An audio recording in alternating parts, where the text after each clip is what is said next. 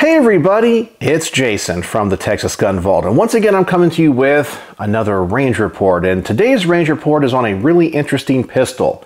Now I know some people around the world that aren't US citizens and don't understand our gun laws are probably scratching their heads and saying, how in the world is that a pistol? Well, this is a firearm with a barrel length less than 16 inches, and it does not have a stock. It has a pistol brace. And today we're going to be taking a look at the Knight's Armament SR-25 14.5 inch barreled pistol chambered in .308. Yeah, this is going to be a really interesting review. I have reviewed other Knight's Armament firearms in the past, absolutely love them. But the SR-25 platform, in my opinion, especially chambered in .308, is more designed for long-range engagements and target shooting. But the way this gun is set up as a pistol, it's more of a carbine. So actually in this review, I'm going to treat it like an AR-15 carbine. I'm not going to take it to longer distances. I really think that the way that the owner has set this up and the way that Knight's Armament advertises this gun, it really is more of a CQB style weapon. Now this gun falls into a category of firearms that normally I don't like to review, and that is a platform designed for one type of shooting but chambered in a caliber for a different type of shooting. I've already talked about that. .308 is for long distance engagements with longer barrels.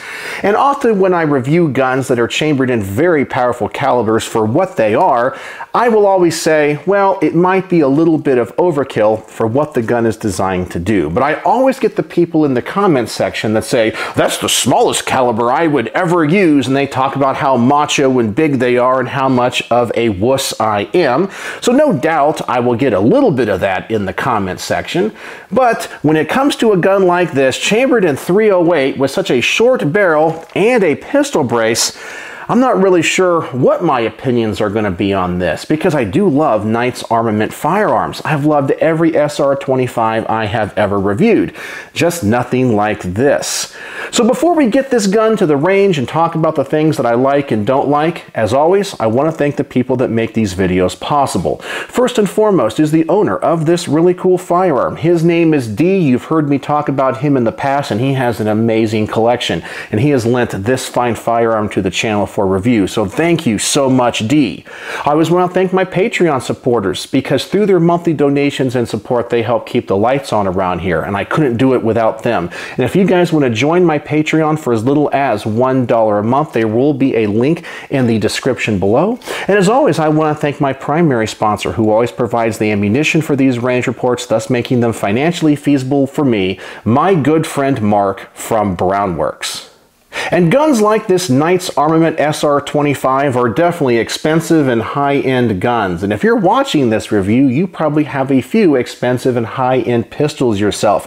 And these pistols probably take wood panel grips. And you've been thinking to yourself, it would be awesome if I could customize this gun to my personal preferences. And I have the perfect grip company for you, Brownworks. Brownworks is a custom grip company making a wide variety of grips for a wide variety of firearms out of a wide variety of exotic woods and materials. Mark is an artist, he's a craftsman. He's always coming up with new and innovative products. He can make things like laminate woods. He can apply custom logos, custom textures, custom engravings, and even apply snakeskin and alligator skin to your grips to make them unique and one of a kind.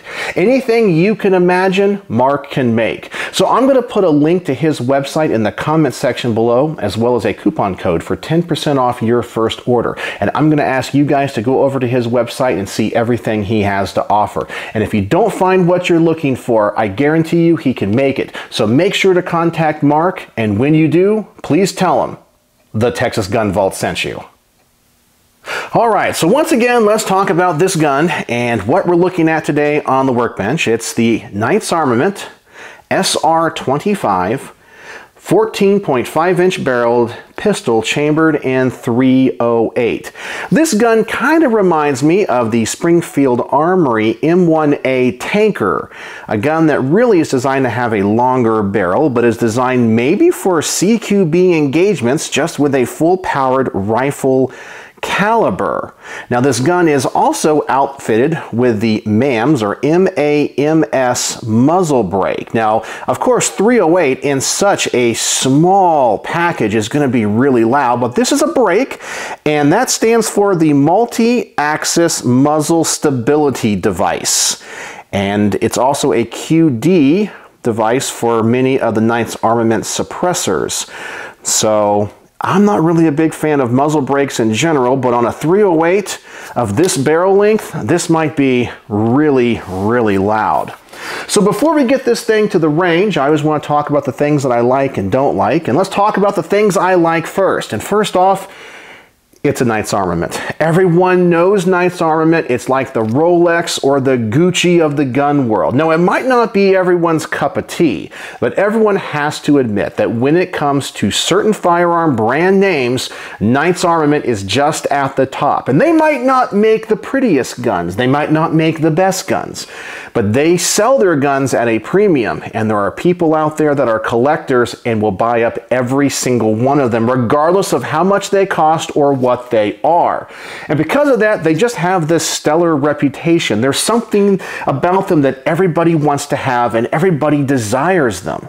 But they also are extremely high quality. Knight's Armament has contracts around the world with many militaries and police forces, and they are a trusted name with all of those organizations. So you know when you're buying a Knight's Armament product, you are buying an extremely high quality firearm. It might not be customized, but it definitely is a mil-spec gun. Well, probably made to standards much more demanding than many militaries and police forces. Handling it here on the workbench, I am actually really pleasantly surprised with how light it is.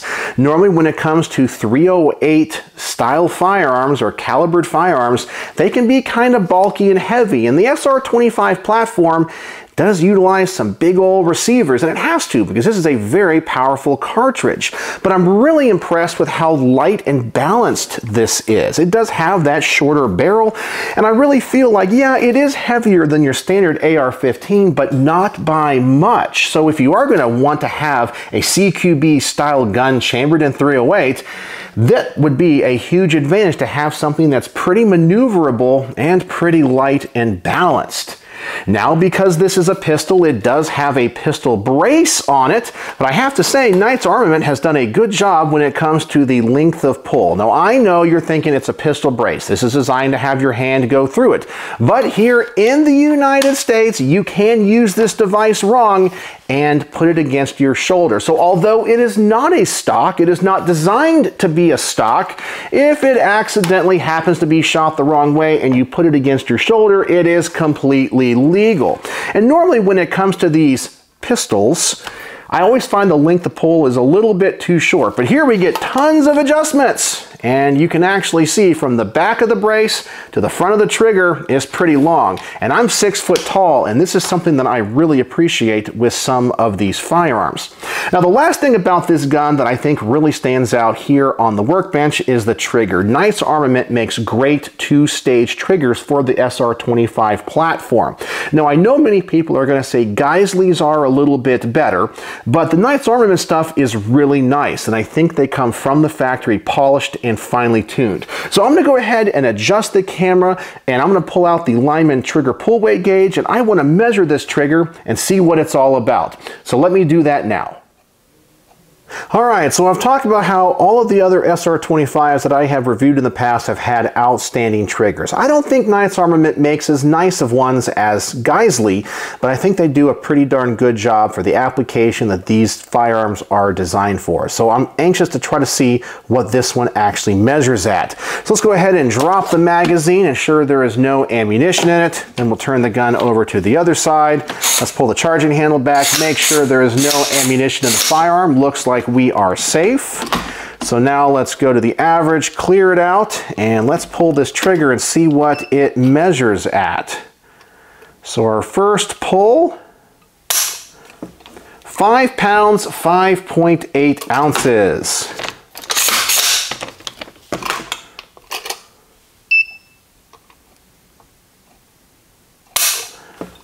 £5, 8.7 ounces.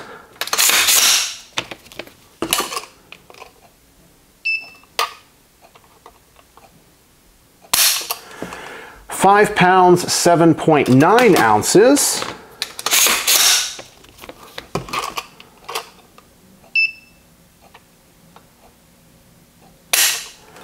5 pounds, 5.0 ounces.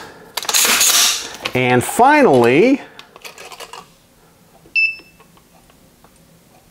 5 pounds, 7.3 ounces for an average of 5 pounds, 7.0 ounces. And I think that's absolutely perfect for what this gun is. I would not want anything lighter than this in a .308 pistol.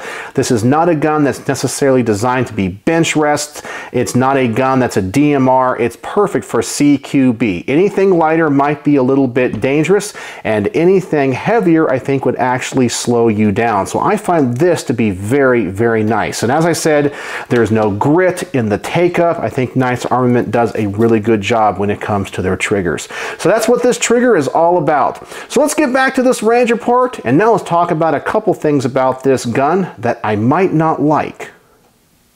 And as you can see, this trigger in this gun is very nice, and it's just like every other SR-25 that I have ever reviewed. It's just the right weight, it doesn't have any grit to it, it feels great, and it's very predictable. So that's just what I would expect from a Knights Armament firearm.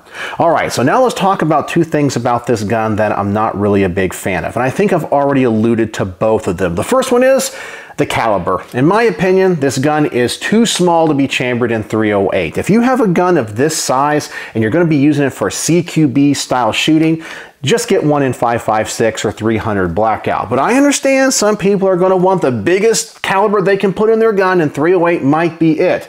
But I got a feeling this thing is going to be a little bit too much for the application.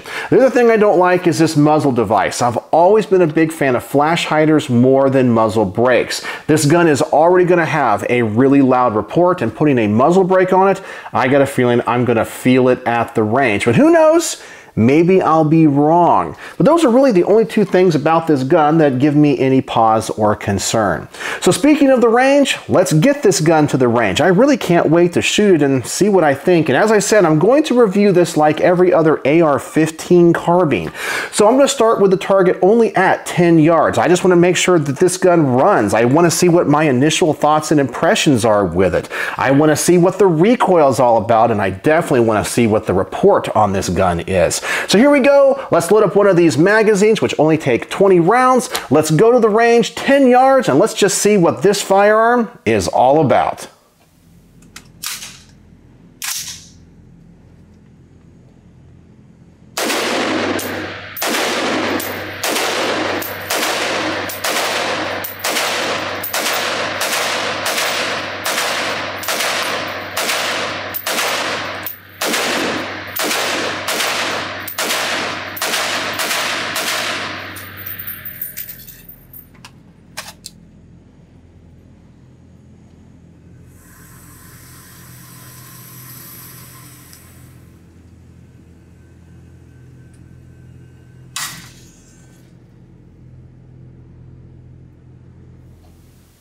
And that went exactly as I expected it to. Oh my gosh, the report of this gun is crazy loud, and you can even see the camera shake when I shoot it.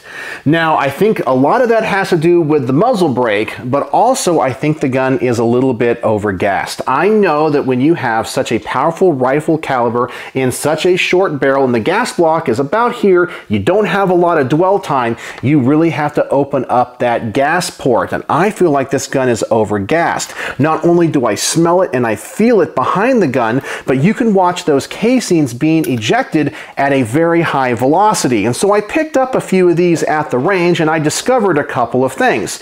They're coming out at such a high velocity that when they hit the side of the stall, they are even deforming the cases, and each one of these rounds has a divot on the side. You can see it right there, where obviously it is hitting something as it is being ejected from the firearm, and every casing had this. So I'm not really sure what it's hitting on. Is it hitting on the gun? I'm assuming it is because it's consistent on every single cartridge. But what part of the gun? I don't know if it's the shell deflector or part of the ejection port, but these are being extracted and thrown out of the gun very, very fast. And to me, that says the gun is overgassed. And although it is overgassed, normally that means you're going to have a little bit more recoil. I am going to compliment this muzzle device and say it actually works. For a .308 of this size, it really shoots like an AR-15. The only thing you notice that's different is the report and the concussion. But besides that, it works. I'm honestly kind of impressed by it, but is this overgassing going to be a problem? I don't know. We're going to have to find out. So now let me double the distance on this target. I'm going to go for the head on this silhouette and just see if there's anything else about this gun that I find out that I'll report back to you that I like or don't like, or see if it has any other malfunctions. So here we go. Let's go back to the range, double the distance, another magazine, and see how this gun shoots.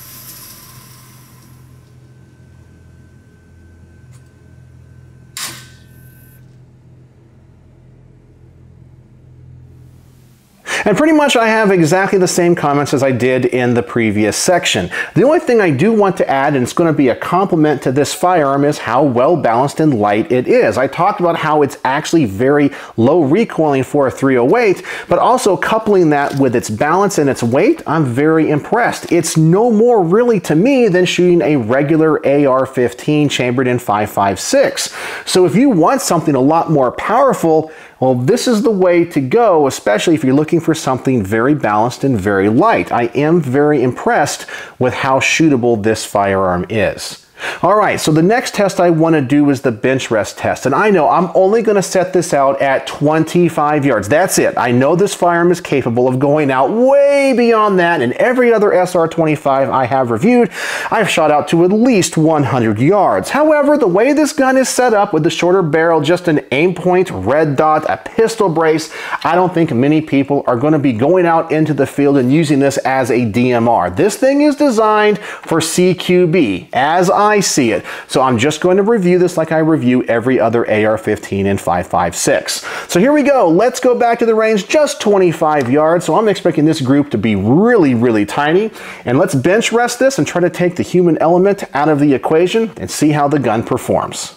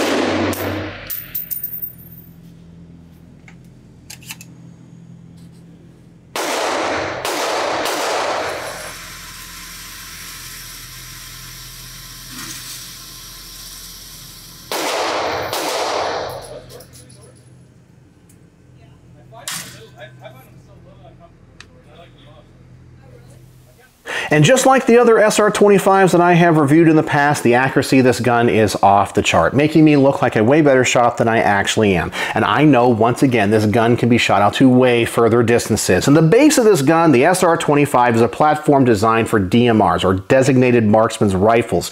So if you build a carbine or build a pistol out of it, do you expect anything less? Well, of course not. So the gun performs very, very well in these types of situations. So the next test I want to do is the shoot fast and quick magazine change test. Now, I don't think I've ever done this with a 308.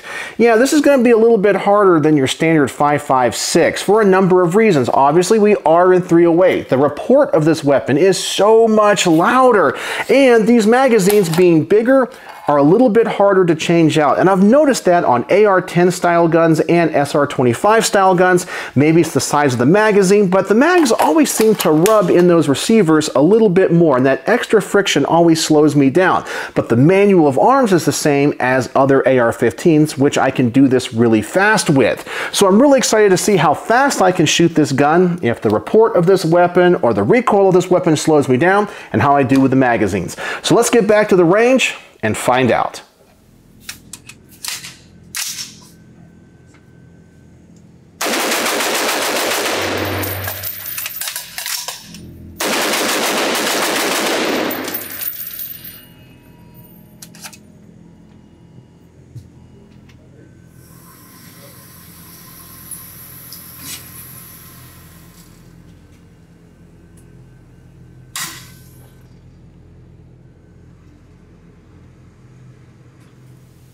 And shooting this thing fast, you definitely feel the difference between 308 and 5.56. It is much harder to keep on target when you're trying to pull the trigger consecutively that quickly. You feel it in your shoulder a little bit more. And you'll also notice that when I was shooting it, I kind of hunkered down a little bit. I had to be a little bit more tense in my stance because I didn't want the gun to get out of control and go off target. I wanted to make sure I was putting as many rounds as I could on that center, and just me tensing up is naturally what I wanted to do.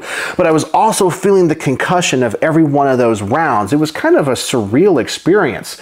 I can only imagine what shooting this gun in full auto must be like. But speaking of full auto, let's go back to the range, and I want to do the next test, the mag dump test. And I know this really isn't much of a test. It's just me wanting to have fun with these guns. So I'm going to load up one more magazine with 20 rounds, just shoot the gun as fast as I possibly can, and just make sure I can still keep this gun on target when I'm just pulling the trigger as fast as I can go.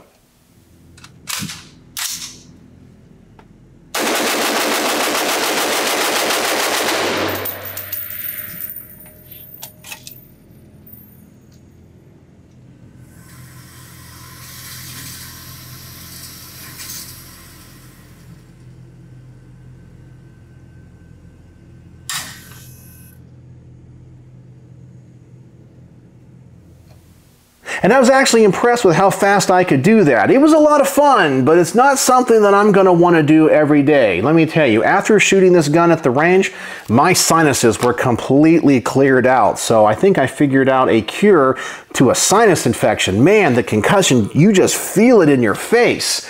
But it was a lot of fun, and I was able to keep the rounds on target. Not as tight as I normally could with a 5.56 AR-15, but I think still pretty good for just pointing the gun at the target and shooting as fast as I can. So what are my final thoughts on the Knights Armament SR-25 14.5-inch barreled pistol, chambered in 308? Well, it's definitely a cool gun. You can't deny it. It is a Knights Armament. People are going to absolutely love it. It's a great gun, great quality, very reliable. I'm very impressed with how balanced the gun is. But on the downside, it's really loud, it's gassy, I think it's overkill for CQB, and I would not recommend this gun for a home defense firearm. I know some people might be like, well, I want the most powerful thing I can have for defending my home. That would be the perfect gun. Well, yeah, you might be able to defend your house and defend it really well, but let me tell you, the rest of your life, you probably will not be able to hear a thing. I can only imagine the tinnitus or tinnitus you are going to have after shooting this in a very closed space. with no hearing protection. The report of this weapon is crazy. The concussion of this weapon is crazy. You would definitely hurt yourself shooting this. So I would not recommend this gun for home defense unless you're going to be running a suppressor. But I think many people that can afford this gun are probably going to go that route. But you might live in a jurisdiction where you can't own NFA items, you can't SBR this, and you can't own a suppressor. So I would not say to buy this for home defense. And that would be my only recommendation on this gun. But if you want a gun that's definitely overkill for its application, this would be the gun for you. So on my star system, how would I rate the Knight's Armament SR-25 14.5-inch barreled pistol in .308? Well, I'm only going to give it 4 out of 5 stars. Now, all of the SR-25s I have reviewed have gotten 4.5 or even 5 stars, but this one is definitely cool. It's high quality. If you buy this gun, you're not going to be disappointed. It runs great. Might be a little bit gassy, and that's just because I think of the powerful cartridge and just a short barrel, but it is what it is. The quality is there. The history of the company is there. The name recognition is there. But I don't know, for CQB, home defense, what you might want to buy this gun for, I really think it's a little bit overkill. I would really take an SR-15 in 5.56 in this barrel length over one in .308 and having an SR-25. But that's just my personal opinion, and I know some people might disagree. So what do you guys think? 4 out of 5 stars. Do you guys like this gun? Do you like the concept of such a short .308 firearm? Let me know in the comments section below. And have you ever shot anything like this in the past? So, as always, thanks for watching. So now let's get back to the rest of this range report and talk about the things about this gun that I don't like. Oh, and the gun performs outstanding when it comes to accuracy, even with such a short